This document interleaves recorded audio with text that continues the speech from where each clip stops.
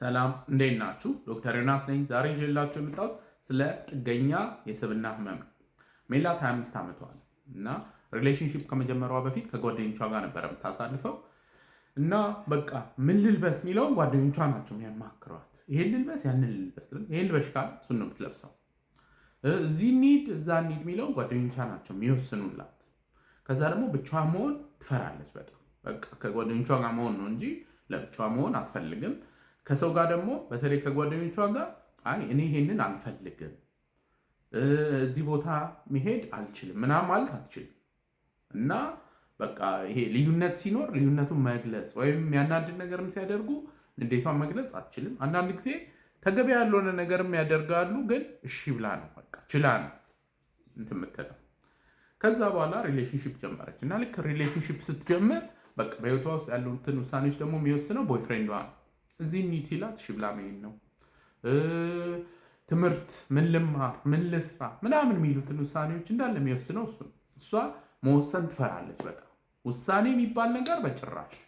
ከዛ ደግሞ በራስ ተነሳሽነት ኢኒሼቲቭ ወስዳ የሆነ ነገር ማድረግም አትችል እና ብቻኛ ስትሆን በቃ በጣም ነው የምትጨነቀው። ከዛ ቦይፍሬንዷ እንዳይለያት ደግሞ ማትሄደው ርቀት የለም እና አንዳንድ ጊዜ አቢዚቭም እየሆነ በቃ ችላ እንትን ትላለች። ከዛ ልክ ከቦይፍሬንዷ ጋር ሲጣሉ በሁለት ሳምንቱ ሌላ ቦይፍሬንድ ይዛለች።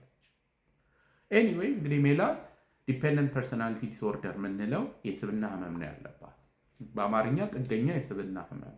ይሄ የስብና ህመም ያላቸው ሰዎች በብዛት ሴቶች ላይ ነው የሚከሰተው። በቃ በራሳቸው ኮንፊደንስ የላቸው።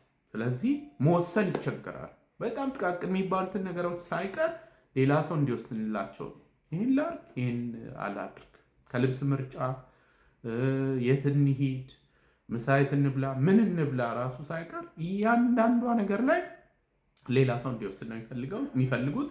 ከዛ ትልልቅ ደግሞ የሚባሉት ትምህርት፣ ስራ ወዘተ የሚባለውን ካለ ሌላ ሰው ሪአሹራንስ መወሰን በጭራሽ አይችሉም። በጣም ኢንካሬጅ ተደርገው ትክክል ነው ምናምን ካልተባሉ በስተቀረ ለመወሰን በጣም ነው የሚቸገሩት። ስራ ቦታ ላይ የኃላፊነት ቦታ ላይ በጭራሽ አታገኟቸው። በራሳቸው እንዲህ ነው ብለው መወሰን ይቅርና የሚመስላቸውን ሀሳብ ራሱ ለመሰንዘር በቃ ጎመን በጤና ነው የሚሉት። እና አንዳንድ ጊዜ እንግዲህ ብቻቸው መሆን ስለሚፈሩ አቢዩዚቭም ቢሆን ሪሌሽንሺፑ ይቀጥላል። ከዛ ልክ ሪሌሽንሺፕ ከቆመ ለብቻቸው መሆን በጣም ስለሚፈሩ በቃ ልክ ካርታ ጨዋታ ላይ ኤኒ ገቢ ይባላል። በቃ ኤኒ ገቢ ነው የሚሆኑት። ወዲያውኑ ሌላ ሪሌሽንሺፕ ይጀምራሉ እንጂ ብቻቸው መሆን አይችሉም።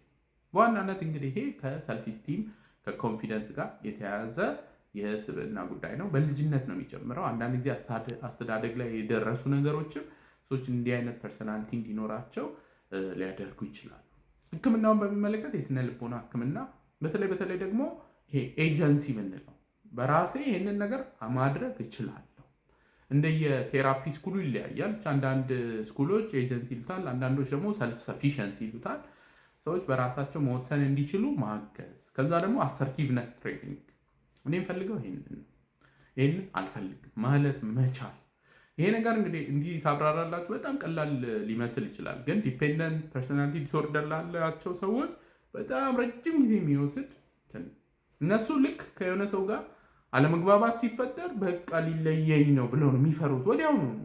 ስለዚህ በአቋማቸው መጽናት፣ ሀሳባቸውን መግለጽ አይችሉም እና በሂደት ግን አሰርቲቭነስ ትሬኒንግ፣ ከዛ ኮንፊደንስ እና ሰልፍ ስቲምን ከፍ ማድረግ፣ ከዛ ላይ ኤጀንሲያቸውን ቡስት በማድረግ ከዚህ ፐርሰናሊቲ ከሚያመጣው ጭንቀት እንዲወጡ ማገዝ ይቻላል።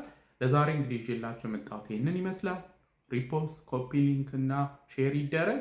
ሁልጊዜ እንደምለው ያለ አእምሮ ጤና የለም። ደህና ሁኑ።